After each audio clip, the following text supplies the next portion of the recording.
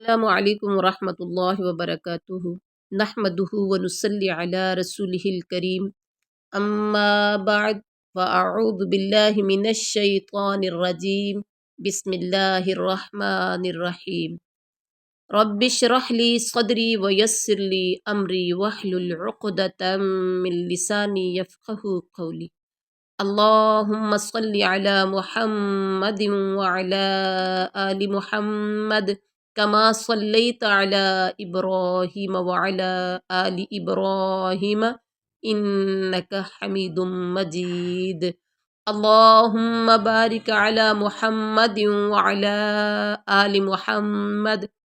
كما باركت على إبراهيم وعلى آل إبراهيم إنك حميد مجيد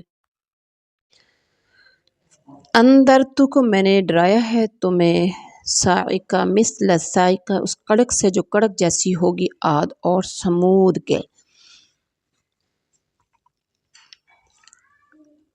اب بھی یہ روح گردانی کریں تو کہہ دیجئے میں تمہیں اس کڑک یعنی عذاب آسمانی سے ڈراتا ہوں جو مثل عادیوں اور سمودیوں کی کڑک کے ہوگی۔ یہ ہم کئی بار پڑھ چکے ہیں۔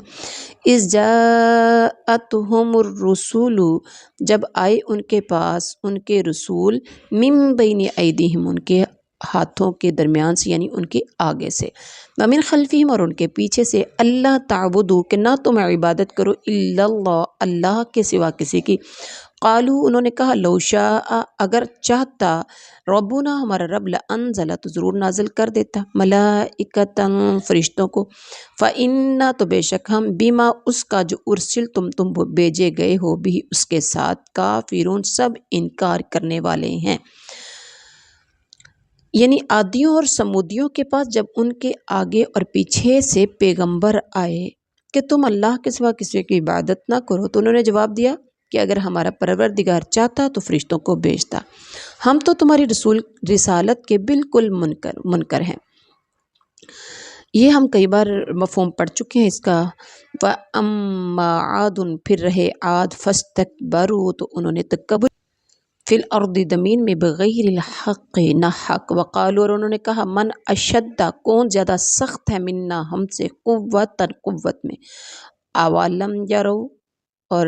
بھلا کیا نہیں یرو انہوں نے دیکھا ان اللہ کہ بے شک اللہ تعالیٰ الذی خلقہم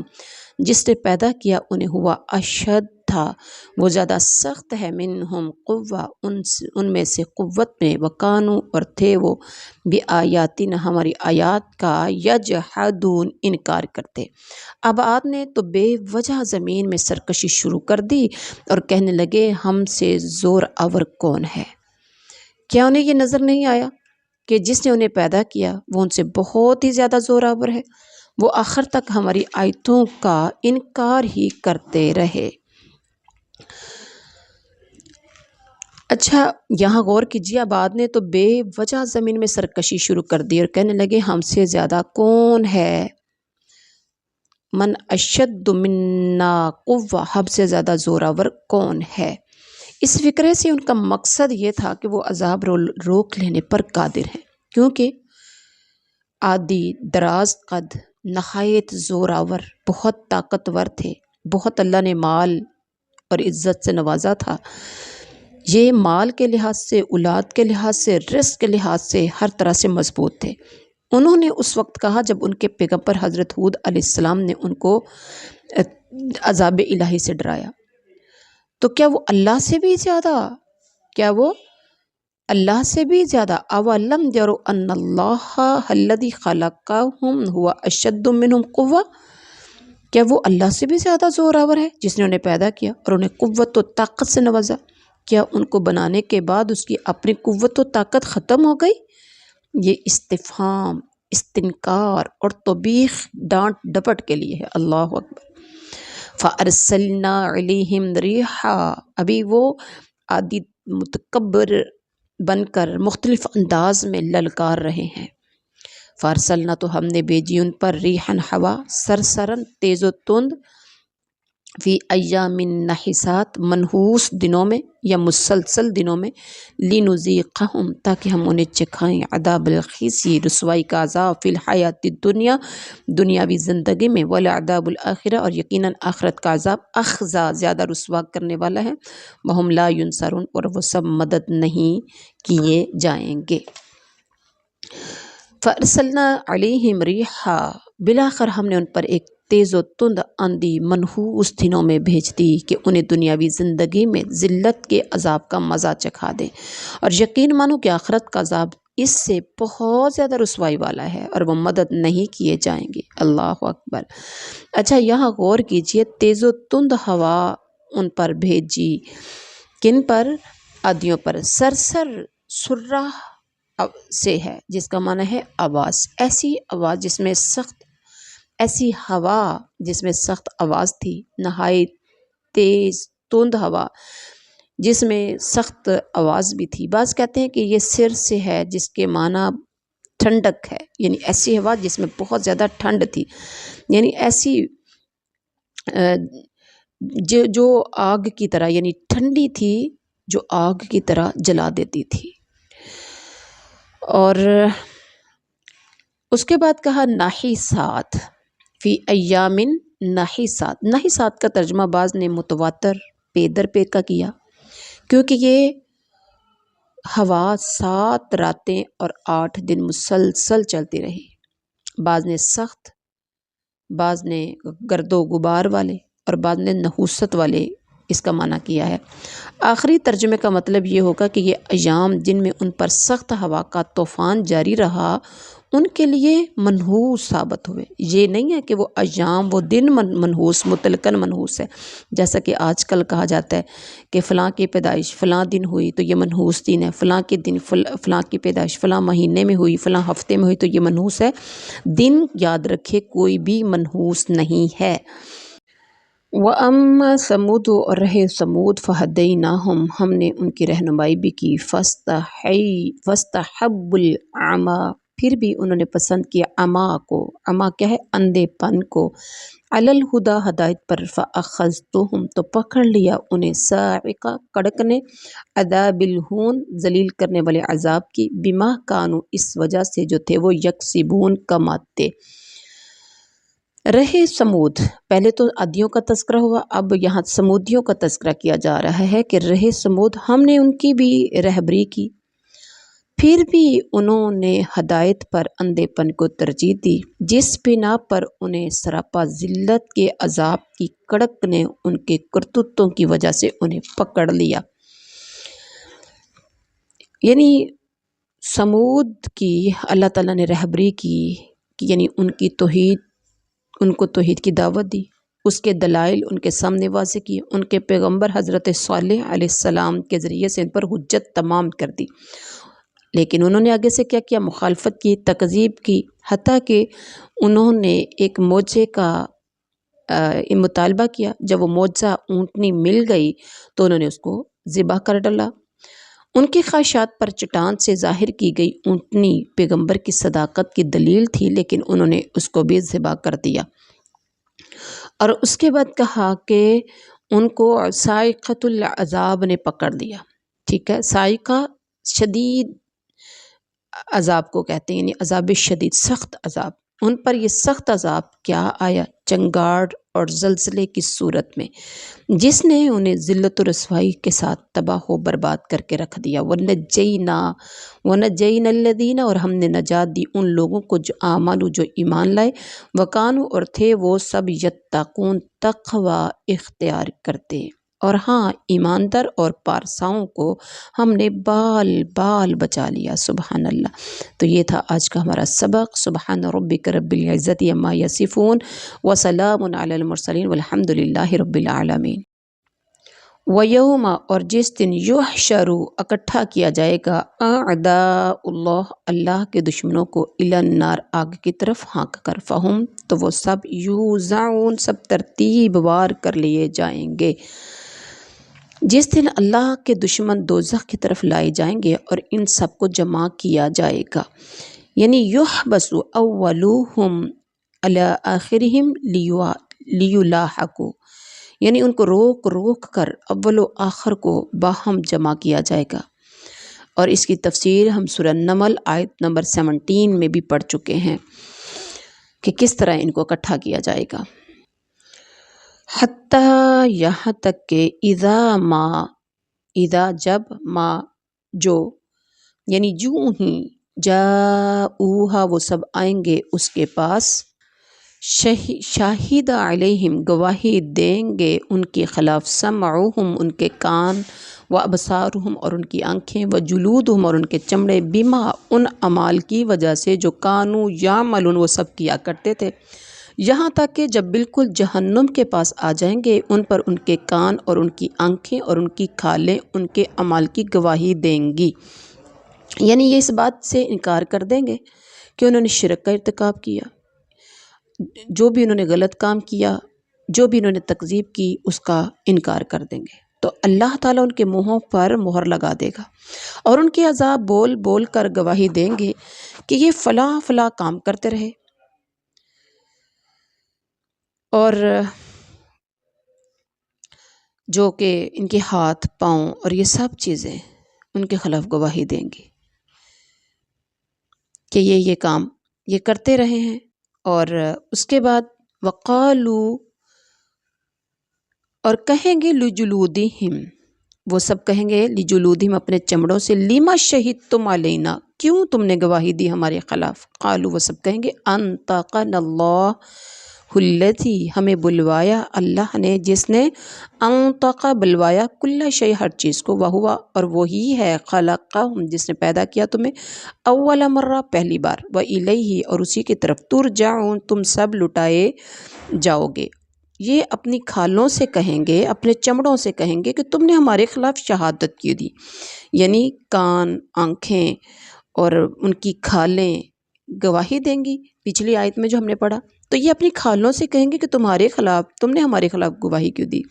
وہ جواب دیں گے کہ ہمیں اس اللہ نے قوت گویائی عطا کی جس نے ہر چیز کو بولنے کی طاقت بخشی ہے، اللہ اکبر، اسی نے تمہیں اول مرتبہ پیدا کیا اور اسی کی طرف تم سب لٹائے جاؤ گے، اسی کی طرف تم سب لٹائے جاؤ گے۔ اور وما کنتم اور نہیں تھے تم تستترون تم سب پوشیدہ رکھتے اس ڈر سے ان یشہد کہ وہ گواہی دیں گے علیکم تمہارے خلاف، سمعکم تمہارے کان، ولا ابصارکم اور نہ تمہاری آنکھیں، ولا جلودکم اور نہ تمہارے چمڑے، ولکن ظننتم اور لیکن تم نے گمان کیا،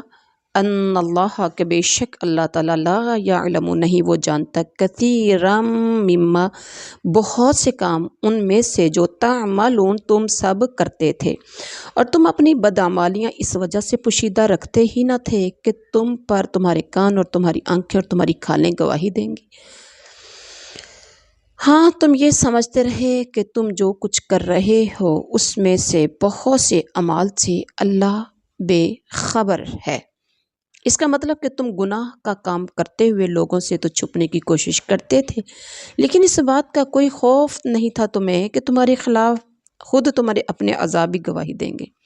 جن سے چھپنے کی تم ضرورت محسوس کرتے ہو، اس کی وجہ ان کا قبروں سے اٹھنے کا انکار اور اس پر عدم یقین تھا، اور تم سمجھتے تھے کہ اللہ بے خبر ہے، اس لیے جو کرنا ہے کر لو، ڈرنے کی ضرورت نہیں۔ ذالکم اور یہ ہے ظنکم الذی تمہارا گمان، جو تم نے گمان کیا بربکم اپنے رب کے بارے میں، ادراکم اسی نے ہلاک کر دیا تمہیں، فاصبحتم سو تم ہو گئے من الخاسرین خسارہ پانے والوں میں سے، تمہاری اسی بدگمانی نے جو تم نے اپنے رب سے کر رکھی تھی تمہیں ہلاک کر دیا، اور بلاخر تم زیاں کاروں میں سے، خسارہ پانے والوں میں سے ہو گئے۔ تمہارے اس عقاد فاسد اور گمان باطل نے اللہ کو ہمارے بہت سے عملوں کا علم نہیں ہوتا۔ کیا گمان باطل تھا کہ اللہ کو ہمارے بہت سے عملوں کا علم نہیں ہوتا، تمہیں ہلاک کر ڈالا، کیونکہ اس کی وجہ سے تم ہر قسم کا گناہ کرنے میں دلیل اور بے خوف ہو گئے، اس کی شان نزول میں روایت ہے، حضرت عبداللہ بن مسعود فرماتے ہیں کہ خانہ کعبہ کے پاس 2 قریشی اور ایک ثقفی، یا 2 ثقفی اور ایک قریشی جمع ہوئے۔ ثقفی قبیلے کا نام ہے، قریشی بھی قبیلہ، اور فربا بدن قلیل الفہم، یعنی موٹے بدن والا اور فہم تھوڑی والا، عقل تھوڑی۔ ان میں سے ایک نے کہا، کیا تم سمجھتے ہو کہ ہماری باتیں اللہ سنتا ہے؟ دوسرے نے کہا، ہماری اونچی اونچی باتیں تو سنتا ہے، اور سری باتیں، چھپ کے جو باتیں یا آہستہ جو کرتے ہیں وہ نہیں سنتا۔ ایک اور نے کہا، اگر وہ ہماری جہری یعنی اونچی باتیں سنتا ہے تو ہماری آہستہ کی باتیں بھی یقیناً وہ سنتا ہے۔ جس پر اللہ تعالیٰ نے یہ آیت، کون سی آیت؟ وَمَا كُنْتُمْ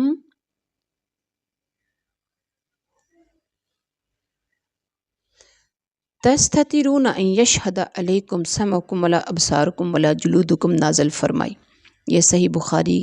کی تفسیر سورہ حامیم السجدہ کی تفسیر میں ہے یہ۔ اور اس کے بعد وقال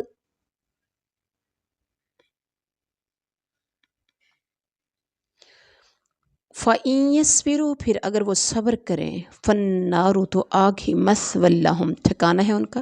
وَإِن يَسْتَعْتِبُوا، اور اگر وہ سب معافی طلب کریں، فَمَا هُمْ، تو نہیں ہوں گے وہ، مِنَ الْمُعْتَبِرِينَ، معاف کیے جانے والوں میں سے۔